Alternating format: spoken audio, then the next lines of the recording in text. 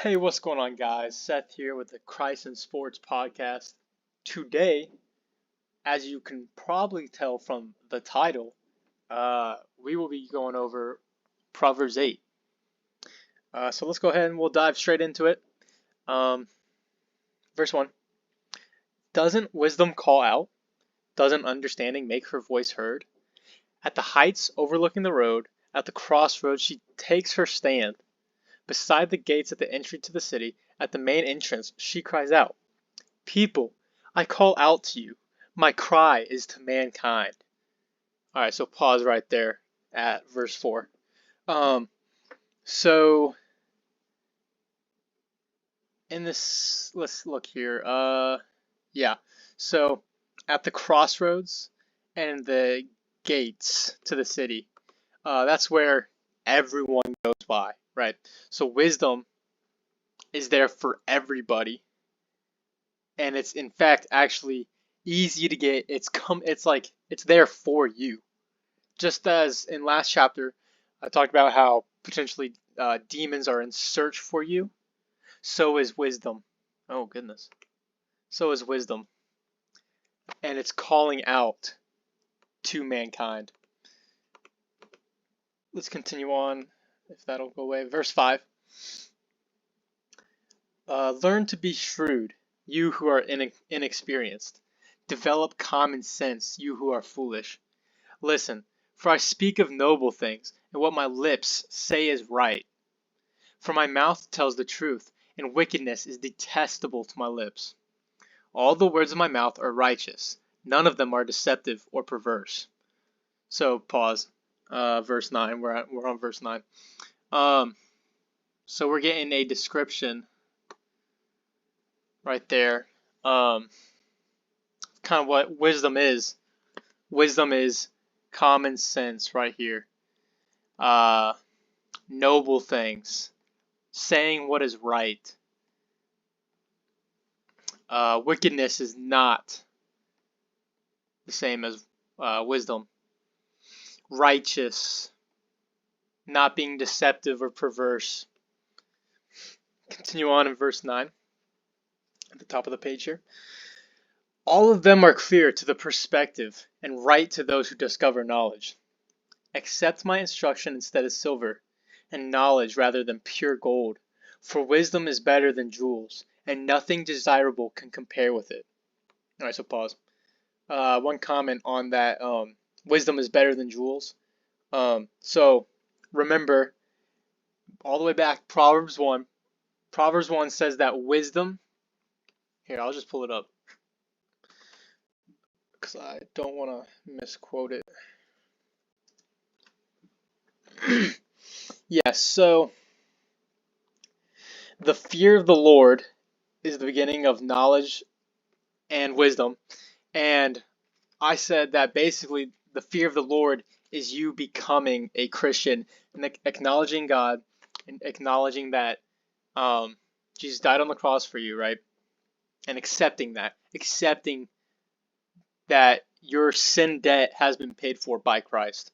And so that knowledge and that wisdom that is being talked about right here in Proverbs 8, verse 10 and 11, is better than jewels, because when you die, all right, so a little bit about me. I'm a Lego nerd.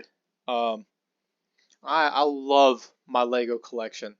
It's not like the biggest one you've ever seen. It's like that collection, I don't know, of rocks, pretty much. It's not big, but I love that thing. Uh, that's not coming to heaven with me. You know what is coming to heaven with me? My brain, my mind, my heart, my soul. So this wisdom and knowledge that I'm building up from the Bible, that is what's coming up with me, right? Furthermore, that Lego collection I got, my kids are probably going to throw it away, right? It's just what it is. It's useless. Nothing can compare with the wisdom. Let's continue on. Verse 12. I, wisdom, share a home with shrewdness, and have knowledge and discretion. Pause. I don't think I know what shrewdness means. Let's look it up here. The quality of having or showing good powers of judgment. So let's go back. Wait. Sharpness. Where was I?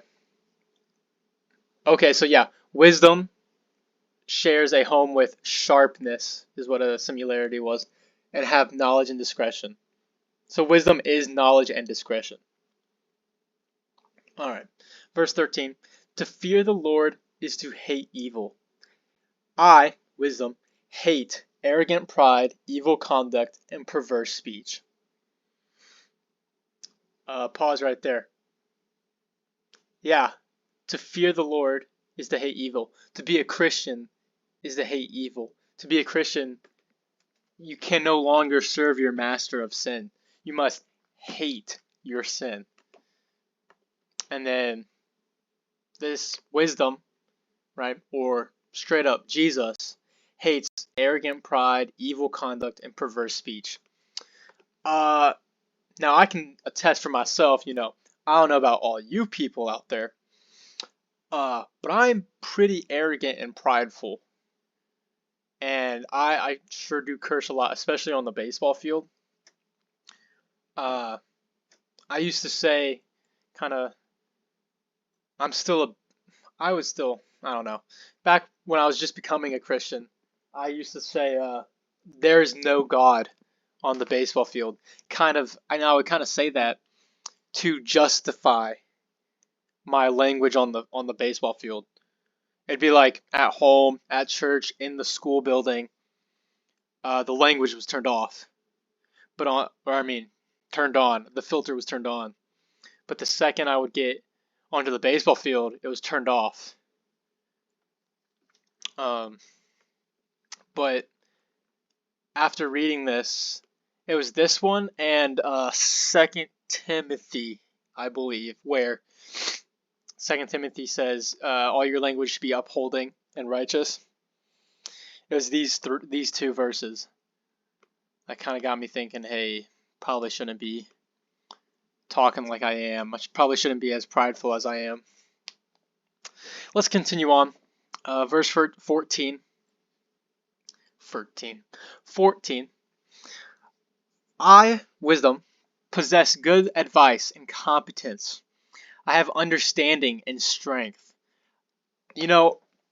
Pause again. I was actually thinking about this today. I'm up here at college, and I went to a high school where I was the man, right? I was one of the strongest guys on the team. I was one of the better guys on the team. Uh, Me and one other guy. Of course, there's a few guys that had definitely could have gone and played collegiate baseball. As of right now, me and one other guy are the only one playing collegiate baseball right now. Uh, I was offered. The other guy is a walk-on, and then there's a third guy, Big O, who I think's taking a gap year. He's raw. He's a 87-mile-an-hour lefty. Like he went from 79 to 87 this past year. Anyway, I went from that to now where I am the worst. I'm still getting stronger. I'm still getting bigger, stronger, faster. But it's my my brain strength, my will, the strength of my will that is no longer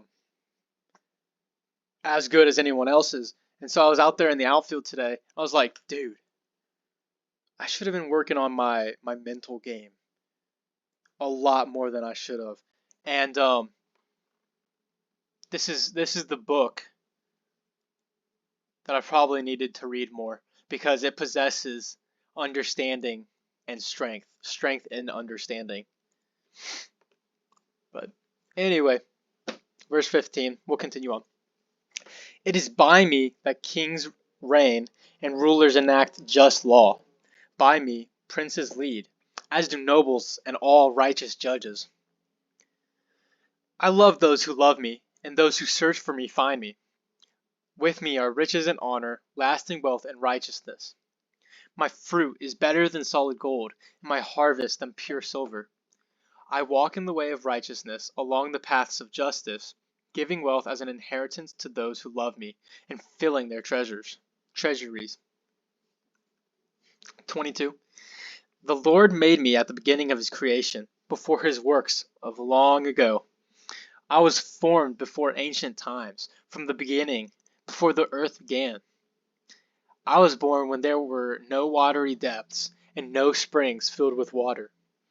I was delivered before the mountains and hills were established, before he made the land, the fields, or the first soil on earth. Alright, pause.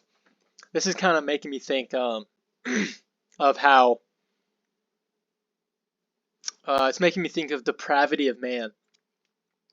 Depravity of man is the idea that God made Adam and Eve in his image, in his perfect image. So just think, um, if you start with 100%, right? Adam and Eve would have been 100%. But then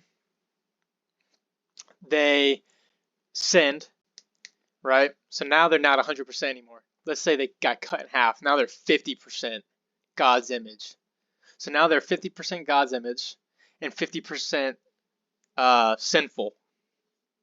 Then they had their kids. Well, God did create their kids, but now Cain and Abel, who was Adam and Eve's first kids, were now more in the image of Adam and Eve than they were of God. So now, cut that in half again. So now Cain and Abel are 25% God and 75% sinful. And then it keeps going and going and going and going. So if I take half of a cupcake, cut it in half again, now I have a fourth, cut that in half again, now I have an eighth of the cupcake, keep going, 16th, 32nd, 64th, 126th, right? Keeps going and going, it keeps getting Jurassic, more and more in Jurassic. And so what this text is making me realize is wisdom was there at the beginning, and society has lost all wisdom, right? We're so far from the from the beginning. We're so far from the beginning that it's no wonder we've lost wisdom. But anyway, let's see, where were we? Verse 27. I was there when he established the heavens, when he laid out the horizon on the surface of the ocean, when he placed the skies above, when the fountains of the ocean gushed out, when he set a limit for the sea so that the waters would not violate his command, when he laid out the foundations of the earth. I was a skilled craftsman beside him. I was his delight every day, always rejoicing before him. I was rejoicing in his inhabited world, delighting in the human race. All right, pause. This would further, first, God is wisdom, right? Or wisdom was right next to God. So God and wisdom go hand in hand. And then 31, I think would back up my point of, I was talking to someone and I can't remember who it was, but they were like, the ads on the sides of your videos are like crazy. And they sent me a picture and it was like this get ripped in 5 minutes routine. Kind of, and it was like a shirtless guy with a 12 pack, not of beard, but of abs. It's kind of crazy. But yeah, 31 I think would back up my point of wisdom was 100% at the beginning, and it was there. It was delighting in the human race. But then, as it goes on and on and on, we have less and less wisdom on this planet. But anyway, 32. And now, my sons, listen to me. Those who keep my ways are happy. Those who keep my ways are happy. Um, those who keep the ways of God, keep the ways of Jesus, are happy. 33. Listen to instruction and be wise. Don't ignore it. Anyone who listens to me is happy. Washing at my doors, washing at my doors every day, waiting by the posts of my doorway. For the one who finds me finds life and obtains favor from the Lord. But the one who misses me harms himself. All who hate me love death. All right, so yeah.